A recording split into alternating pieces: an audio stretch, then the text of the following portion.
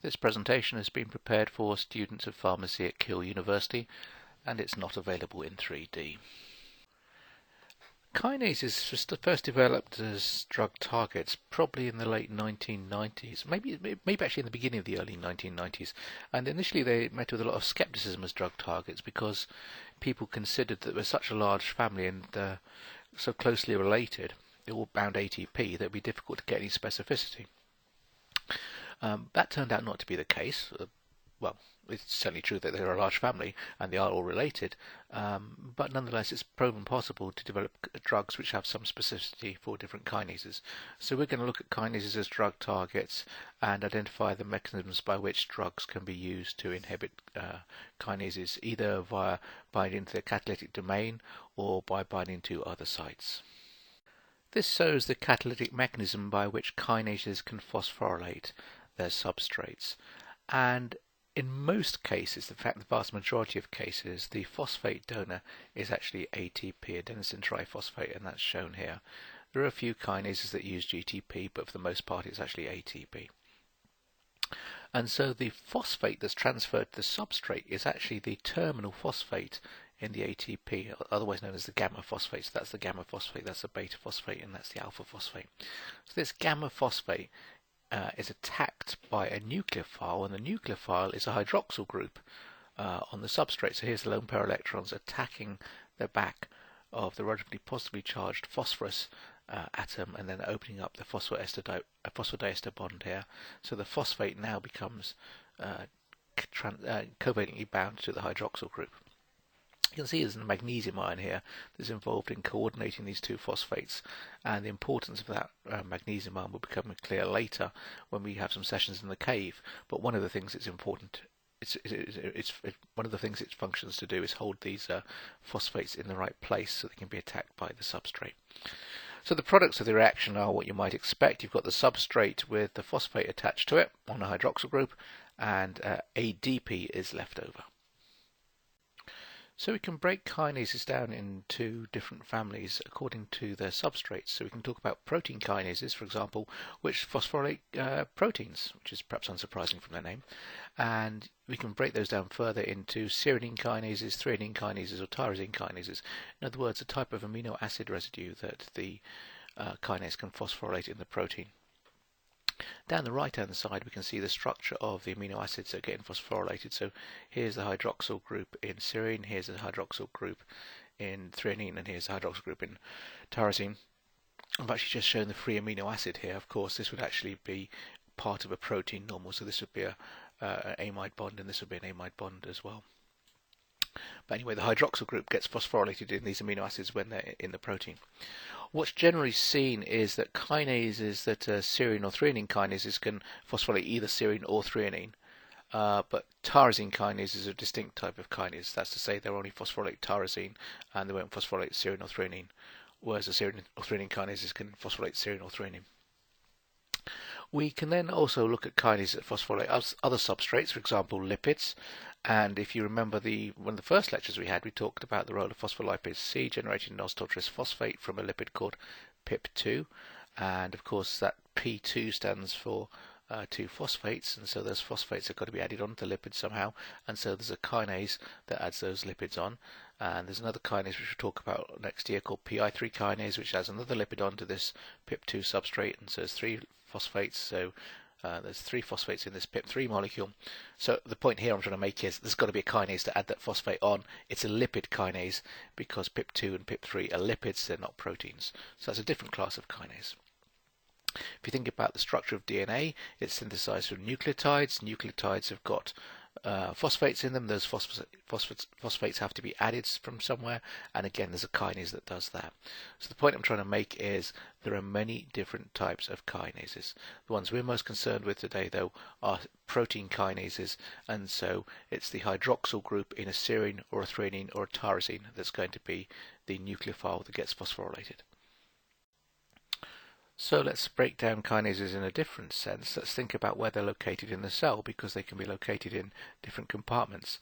So we have some kinases that are actually transmembrane kinases. This thing going through the membrane is supposed to be a kinase. It's a growth factor kinase. It's binding some ligand, which is say is going to be a growth factor here, and when the ligand binds, it turns on this particular kinase. So this enzyme's got a kinase domain in it, and that then will phosphorylate intracellular substrates.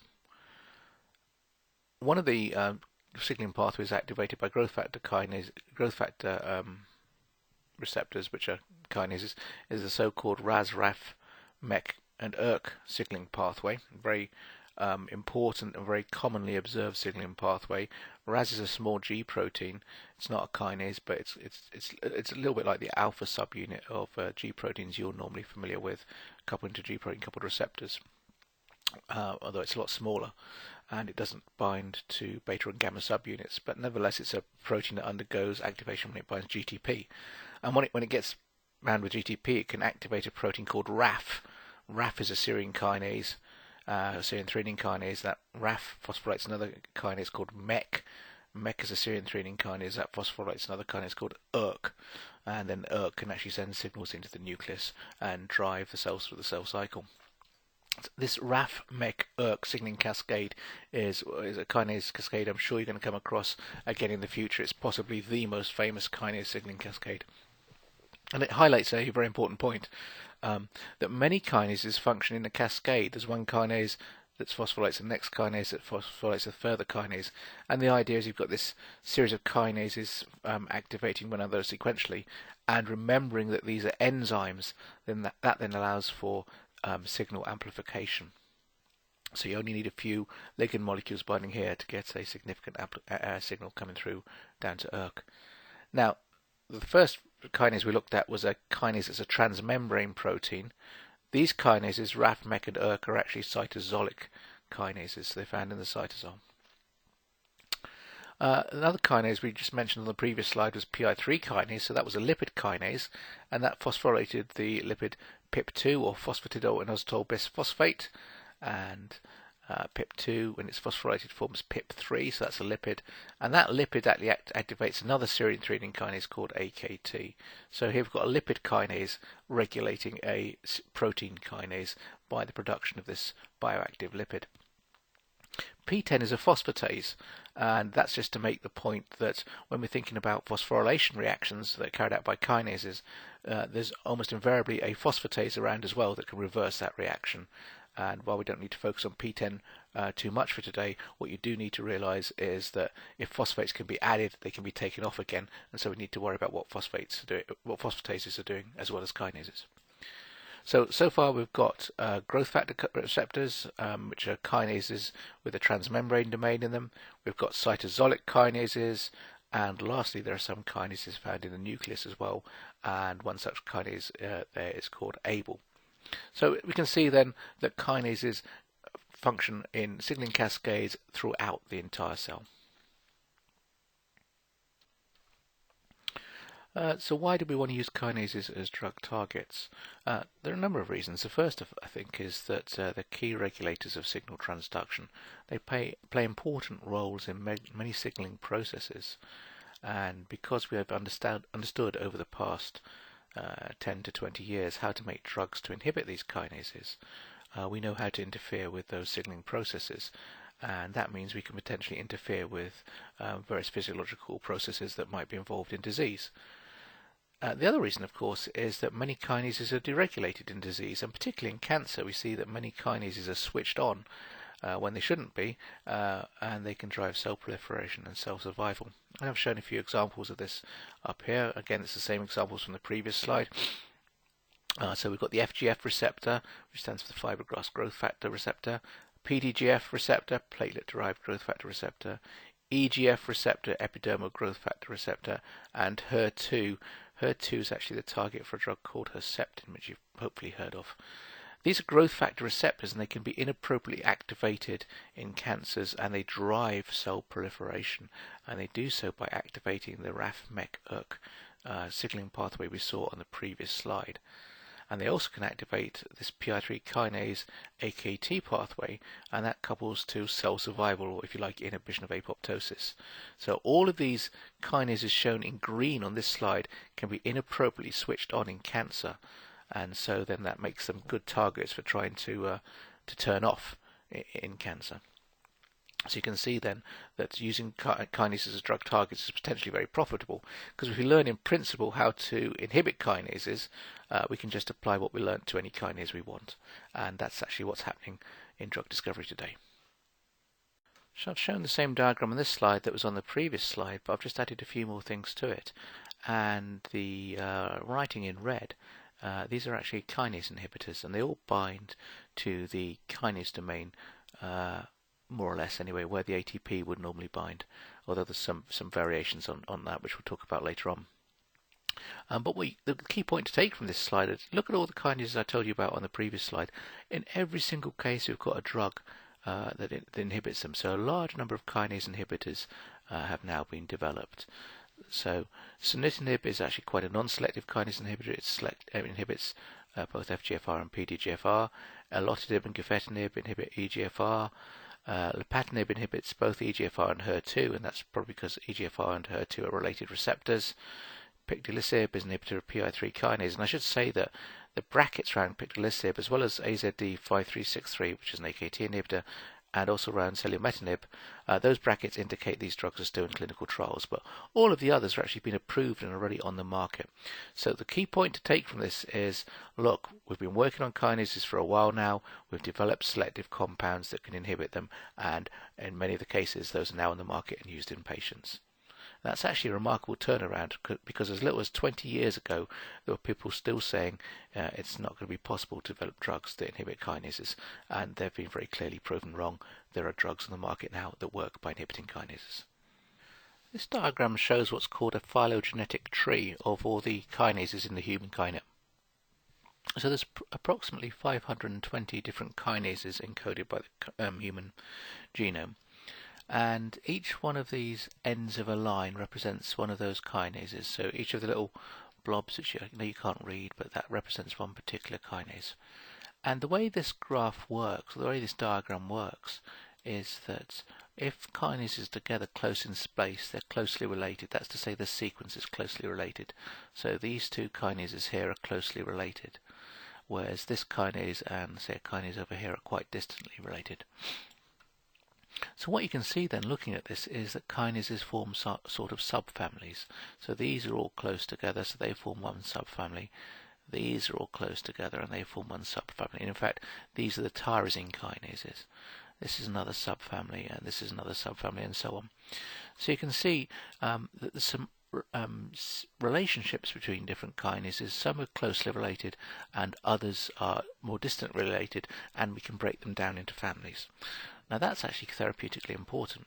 And the reason for that is, if you design a drug that inhibits one particular kinase, suppose it inhibits this one here, then it's more likely to inhibit its closely related kinases than other kinases that are distantly related. So that means when we're thinking about the specificity of kinases, the ones that are going to be most likely targeted by a particular drug or affected by a drug in addition to the particular kinase we're trying to inhibit, the ones that are going to be also inhibited are likely to be the close family members. And that's also useful for helping us understand the off-target effects of drugs. So suppose we want to inhibit this particular kinase here, because this kinase here is quite closely related.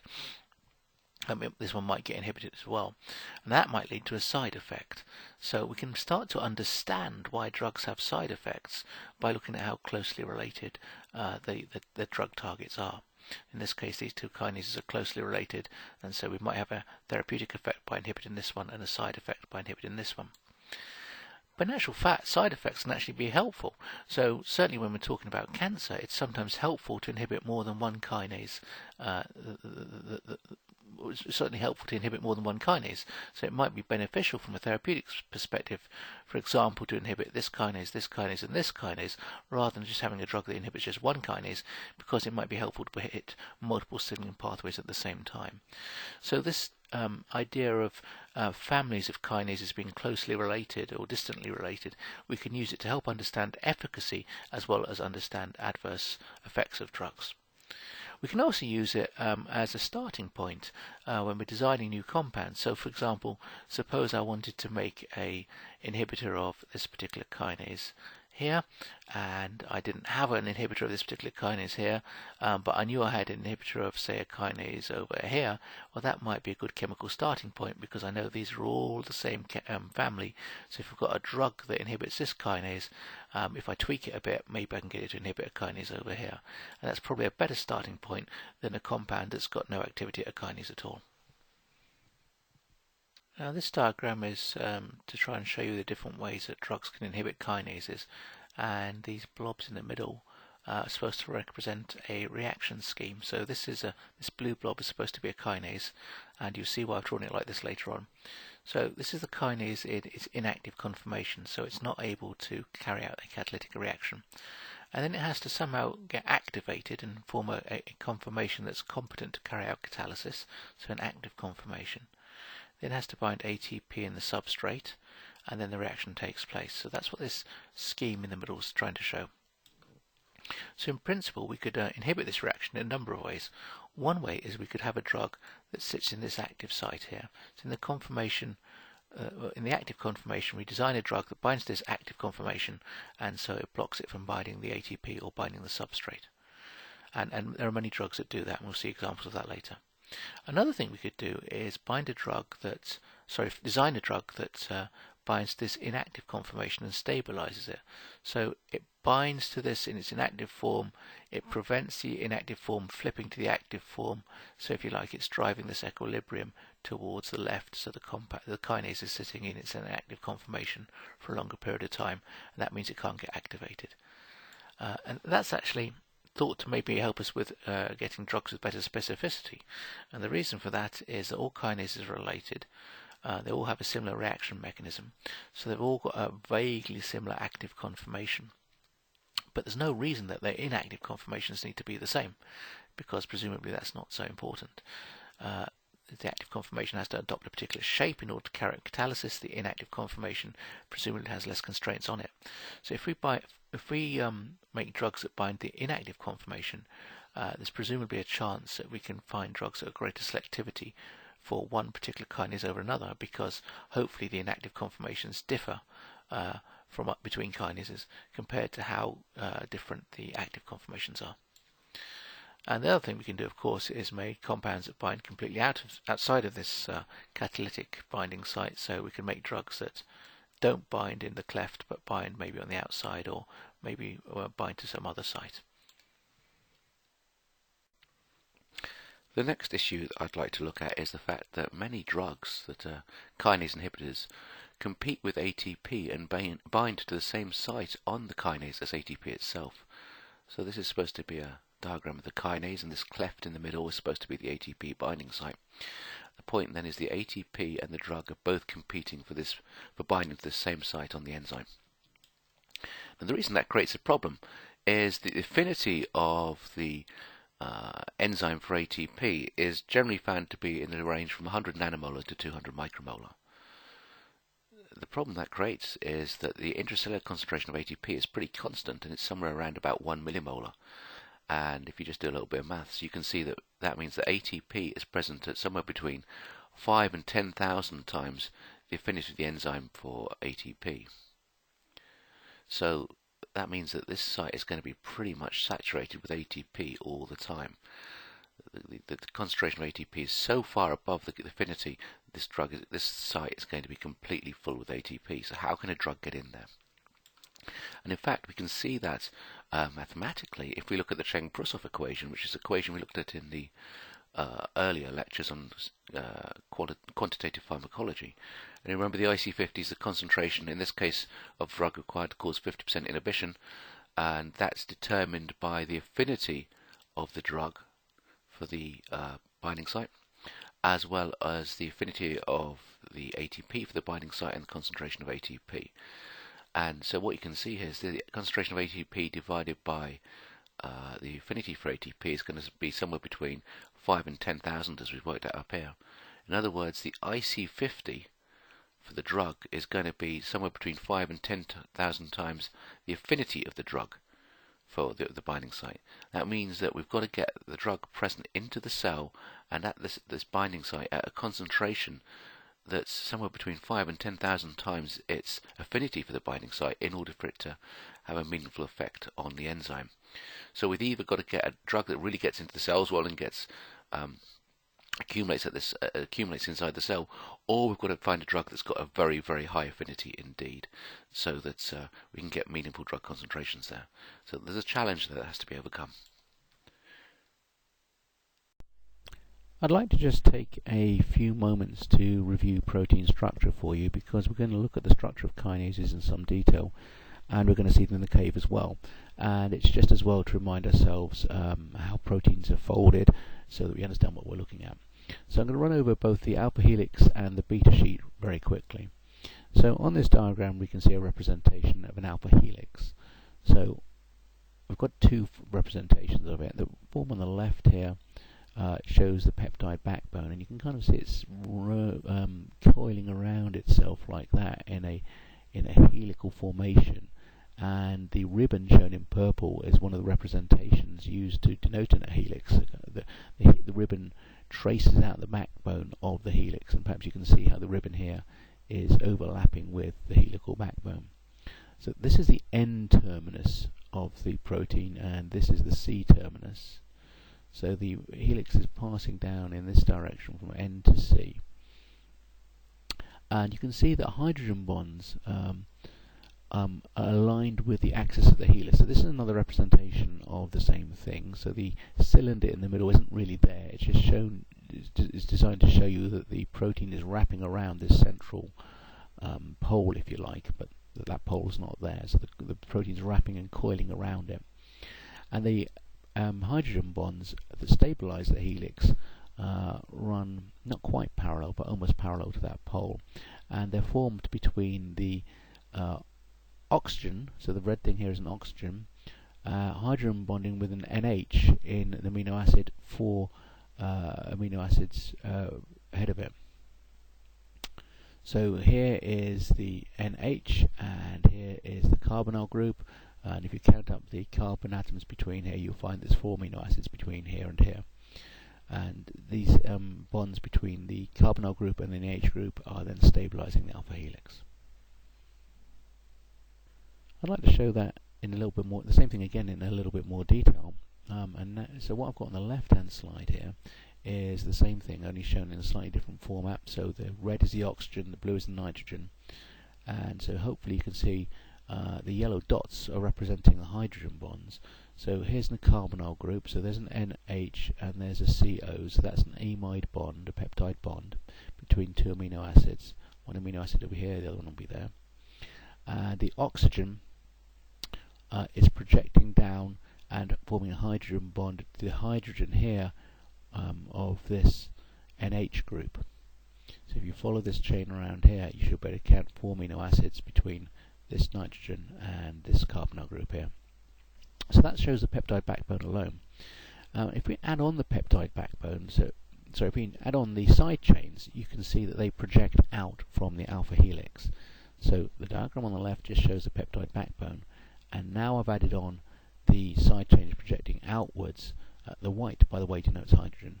So it's a little bit harder to see what's going on now, but if you compare this diagram to that diagram and you locate the central helix in this diagram, it's here, you can see that the side chains are projecting out to the side of the helix.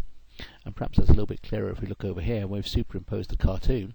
So now we've got the helix in a ribbon format superimposed upon the helix that we had here. And now you can see the side chains projecting out from the side of the helix. I'd now like to go back and look at beta sheets and remind you how beta sheets are formed.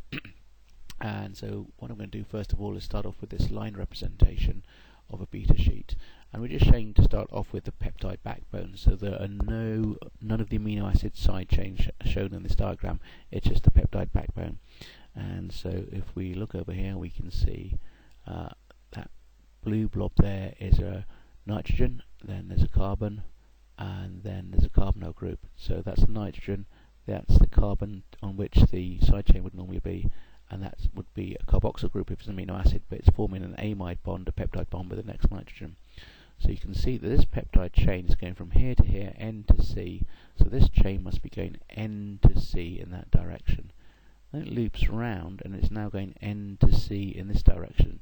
So there's a nitrogen, that blue thing, carbon, and there's the carbonyl group, so it's N to C in this direction. So this is an example of an anti-parallel beta sheet.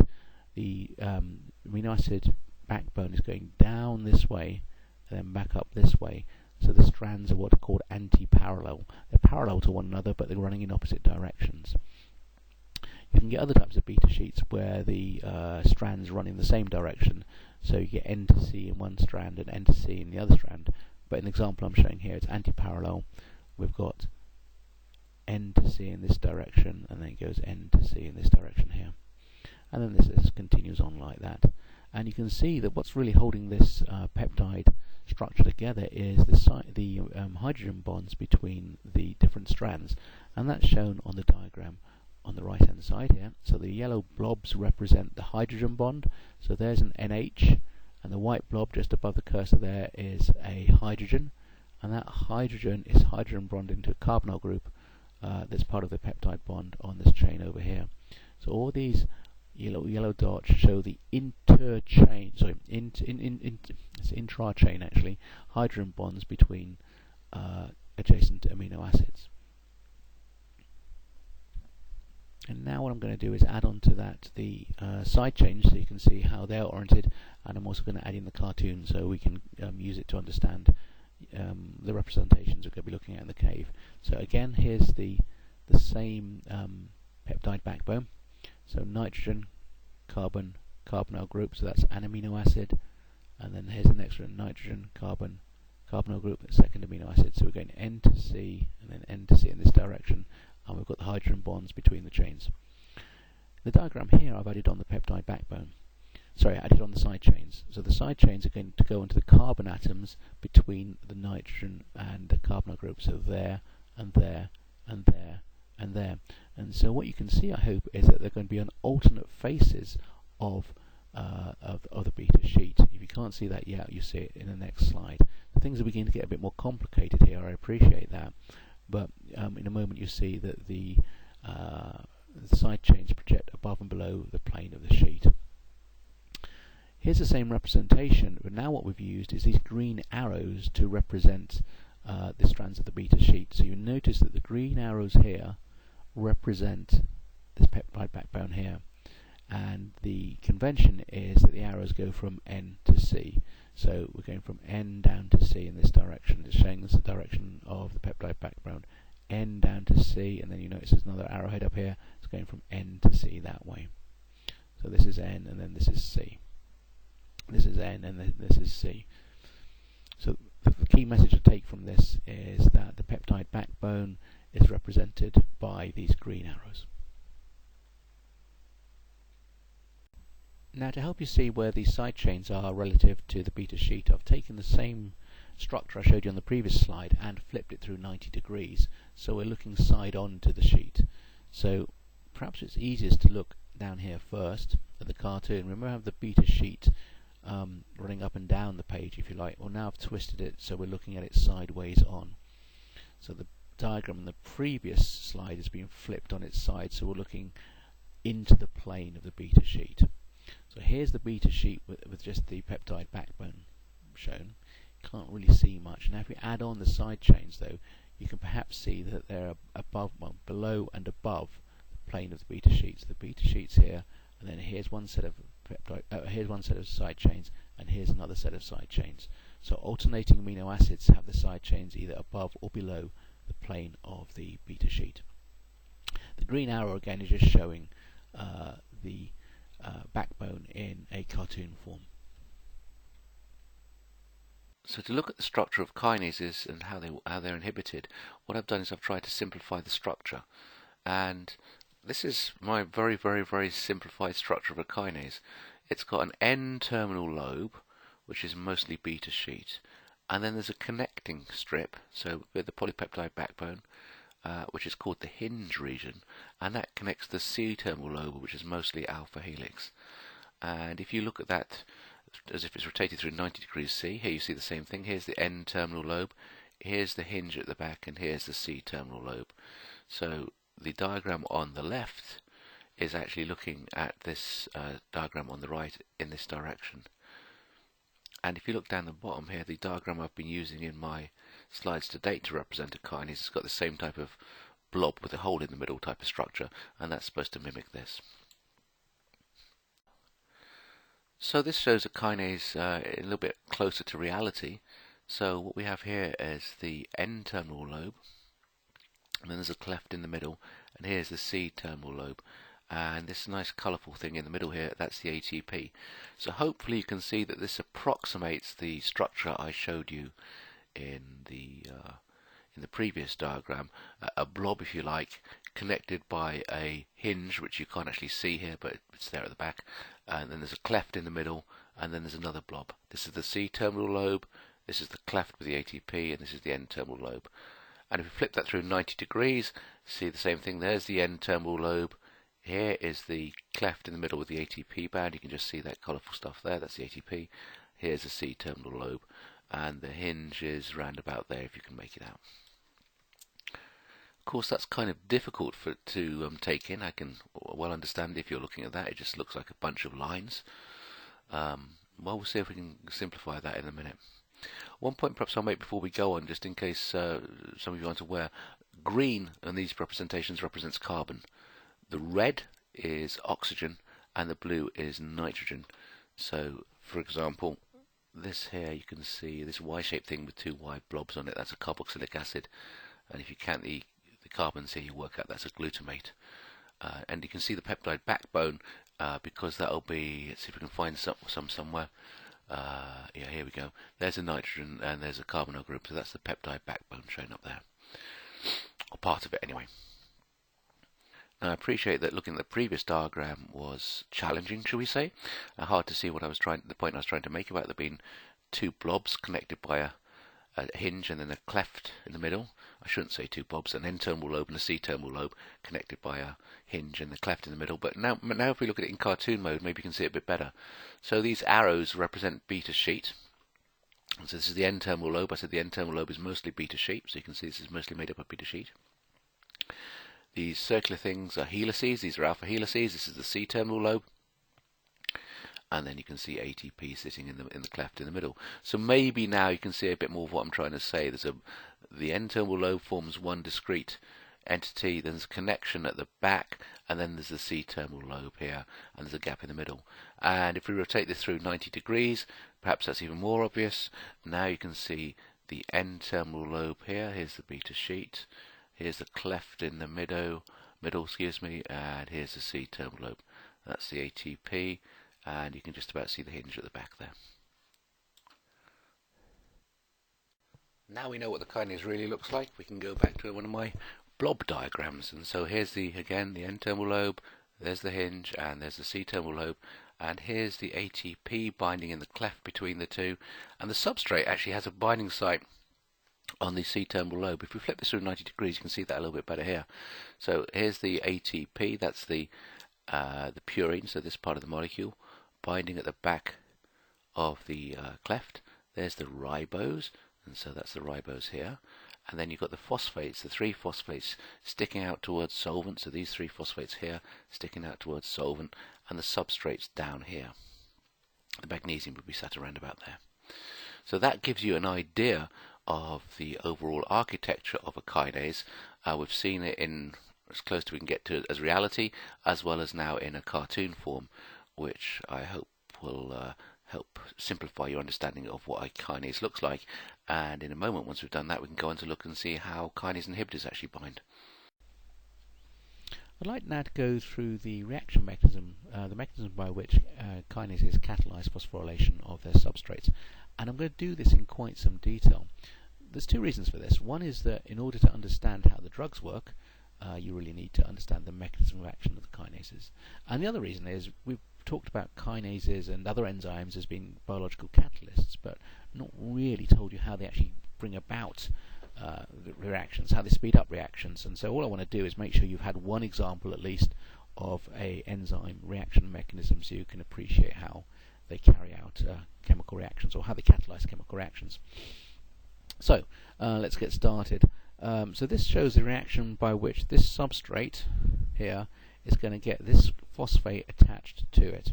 So here's the ATP, that's the adenine, that's the ribose, and that's the alpha phosphate, beta phosphate, and gamma phosphate, so 3 phosphates. It's the gamma phosphate here that's going to get attached to the substrate. So the first thing that happens is the protein, the kinase, contains an aspartic acid residue, and that's this one here. It contains several, but the one we're going to talk about is this one here. And that acts as a general base catalyst. What it does is it actually takes that proton off the substrate. So because the aspartic acid is deprotonated, it can help take that proton off the substrate. That means there's more electron density on the oxygen here, so it makes it into a better nucleophile.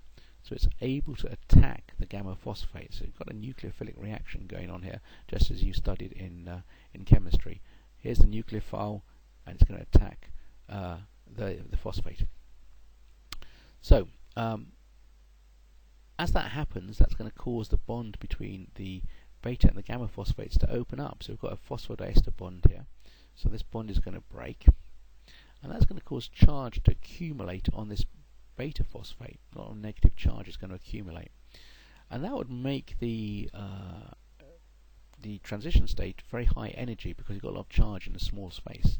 So part of that charge is stabilized by a lysine residue here, and that lysine residue brings with it a positive charge, so it neutralizes the negative charge that accumulates here, lowers the energy of the transition state, and so speeds up the reaction.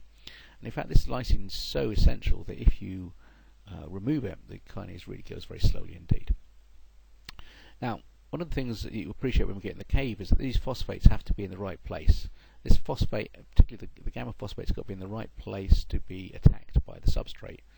And it's held in place by a magnesium ion. In fact, there's another magnesium ion here, but we're just going to show this one for simplicity. The magnesium ion is helping anchor this phosphate in the right place so it can get attacked by the substrate.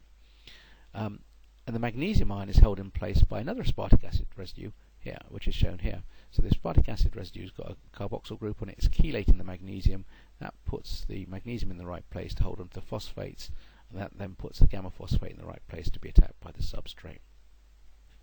Now you might ask the question then, well, what holds the aspartic acid in the right place? And the answer to that is shown over here. So the next amino acid in the peptide backbone after the aspartic acid residue is actually a phenylalanine.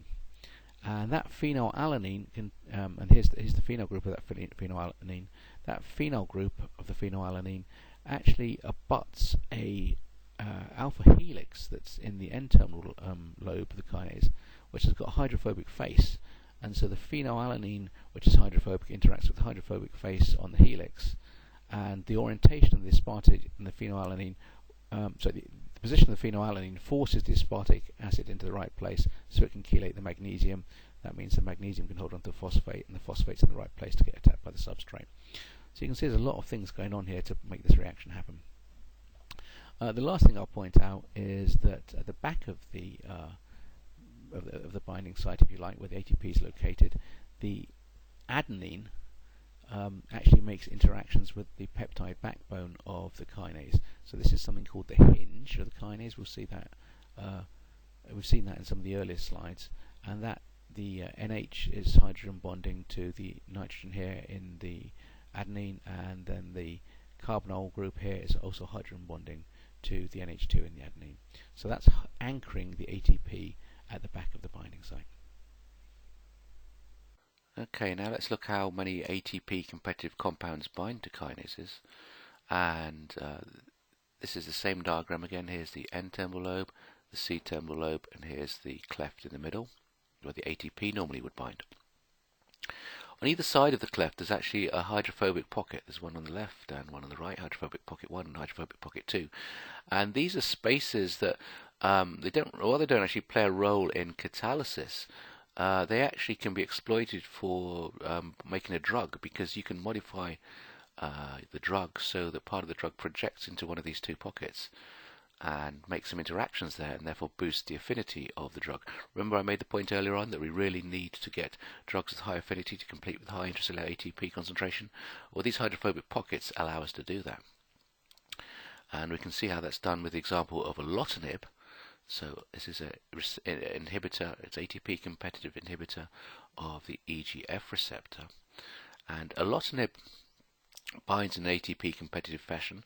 If you recall, I said that the ATP binds the hinge, and the purine part of ATP interacts hydrogen bonds to the hinge at the back of the binding pocket.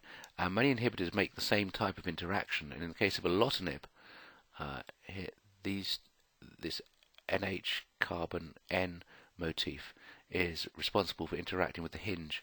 So that's the hinge there at the back of the pocket. I'd encourage you to go back and look 2 slides previously where I showed you how ATP interacts with the hinge, and alotinib's doing something very similar. So this part of the alotinib's stuck at the back of the ATP binding pocket, and then this other group here, which you can see is quite hydrophobic. It's an alkyne connected to a phenyl. Well, it's an aniline, I suppose, if you include the nitrogen. This can sit in the hydrophobic pocket. So that makes additional hydrophobic interactions, and so this is picking up additional affinity by interacting with the hydrophobic pocket. Now, where does specificity come from? Well, there's something called a gatekeeper residue, and that's shown here. And the size of that residue determines the size of moiety at this position that can actually sneak past the residue and get into the hydrophobic pocket. So if there's a large gatekeeper residue here, then this aniline moiety can't get past it and get into the hydrophobic pocket. So kinases that have a large residue here in the gatekeeper position are unlikely to bind alotinib with high affinity. So the point is that this helps determine the specificity of kinases. Sorry, the specificity of different inhibitors for different kinases. The gatekeeper residue determines whether the anilino moiety can get into the gatekeeper residue, so it can get into the hydrophobic pocket or not. And if it can't bind with high affinity. Now I'd like to distinguish 2 types of kinase inhibitor. The first one's a fairly straightforward one. This is a drug that binds to the active conformation of the kinase and simply occupies the site where the ATP normally binds. So I've drawn the drug just as this red blob because that's all we need to do to understand what's going on here. So I've drawn the same binding site, nothing else has changed here except there's no ATP. The reason that there's no ATP is because the drug is occupying the ATP binding site.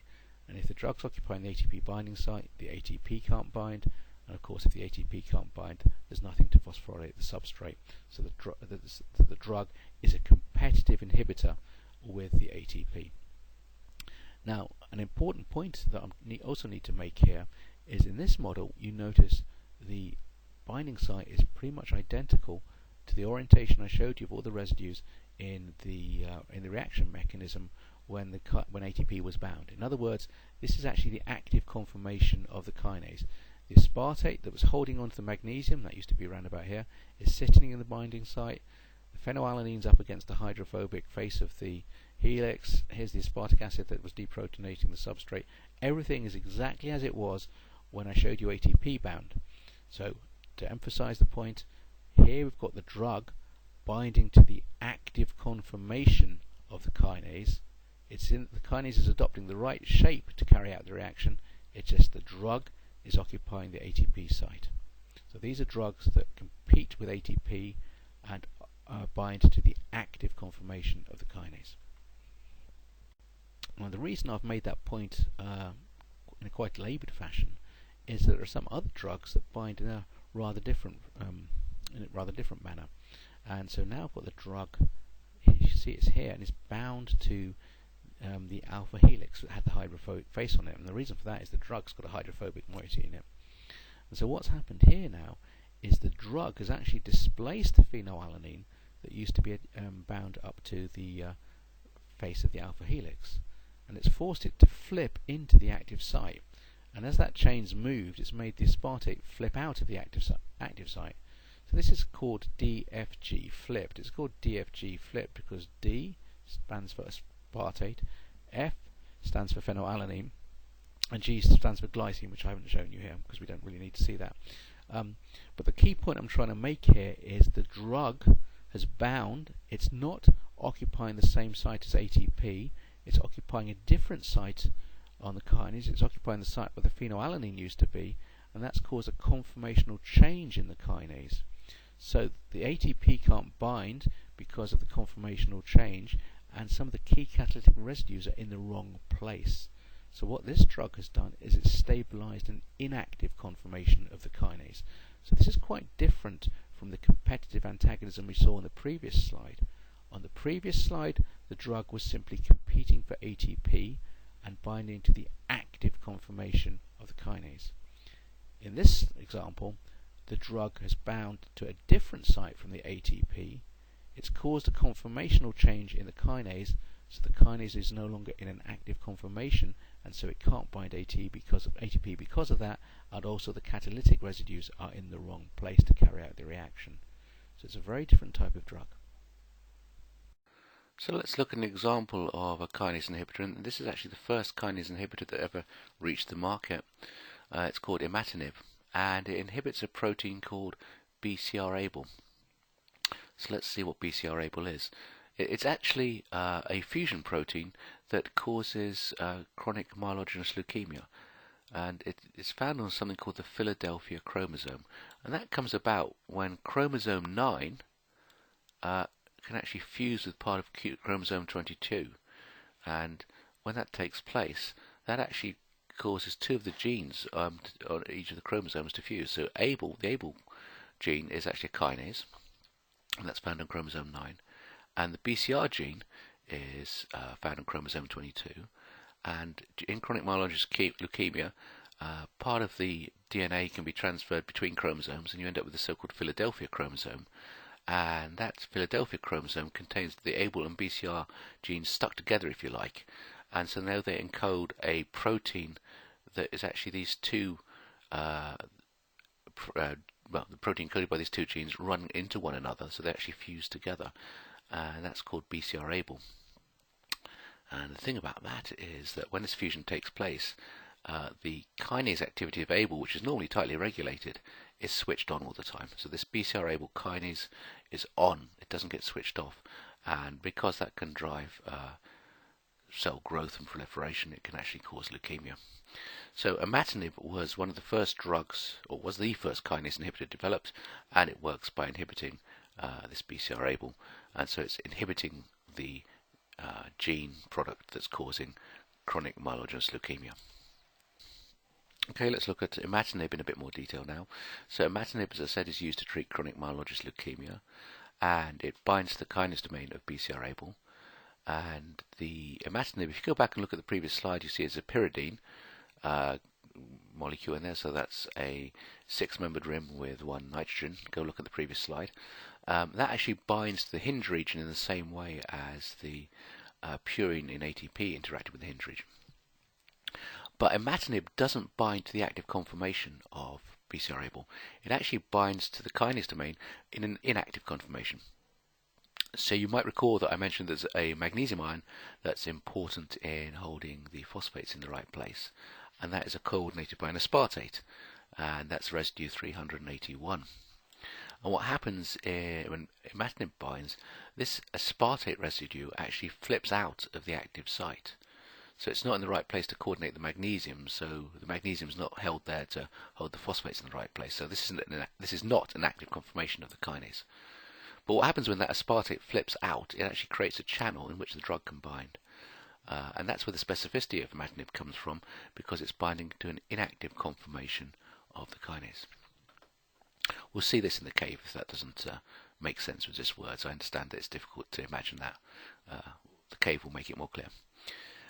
Now, some patients can actually become resistant to imatinib. That means that they receive imatinib, and for a period of time it works very well, but eventually mutations occur, and one of the mutations that can occur is in threonine 315. So threonine 315 is actually the gatekeeper residue I mentioned, and if it gets mutated to an isoleucine, So the mutation will be threonine 315I, mutation of threonine 315 from isoleucine. Isoleucine, of course, is bigger than threonine, and that actually blocks the binding of imatinib, so the imatinib can no longer bind. However, it turns out that that isoleucine doesn't block ATP binding, and so the kinase is still able to work, but imatinib is no longer able to bind. So this actually leads to resistance, and at that point the imatinib is no longer an effective therapy. Let's now look at some of the alternative ways that we can develop reagents to inhibit kinases, and one of the ways is we can use biological molecules, in this case antibodies. So what I've shown in this slide is the activation of EGF and HER2 receptors. So this is a receptor for epidermal growth factor receptor, and the way these receptors get activated is they dimerize. So here's the EGF receptor, and when that binds ligand, which in this case is EGF, that causes the EGF receptor to dimerize with HER2. When these two have dimerized, they cross-phosphorylate one another, and then that activates the intracellular signaling pathways we talked about in a previous slide. So again, the ligand binds to EGFR, that then heterodimerizes with HER2, they transphosphorylate one another, and then those phosphorylation sites act as hooks to activate the intracellular signaling pathways. So there's a number of ways we could think about inhibiting this using an antibody. One drug that's been developed is called cetuximab, and cetuximab binds to the EGF receptor, and it inhibits ligand binding to the EGF receptor. So it doesn't need to get inside the cells. So it's an antibody that sits outside the cells, and it prevents EGFR binding.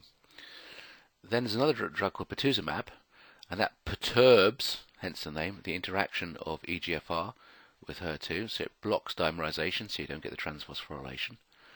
And then a drug you've probably heard of but you don't realize, trastuzumab, which is also known as Herceptin. Trastuzumab actually binds to HER2 instead of to EGFR, and that prevents the activation of this complex as well. It's actually a bit more complicated because trastuzumab might cause something called antibody-directed cytotoxic cell cytotoxicity, excuse me. So in other words, it's actually creating an immune response against cells that have got the HER2 receptor on them.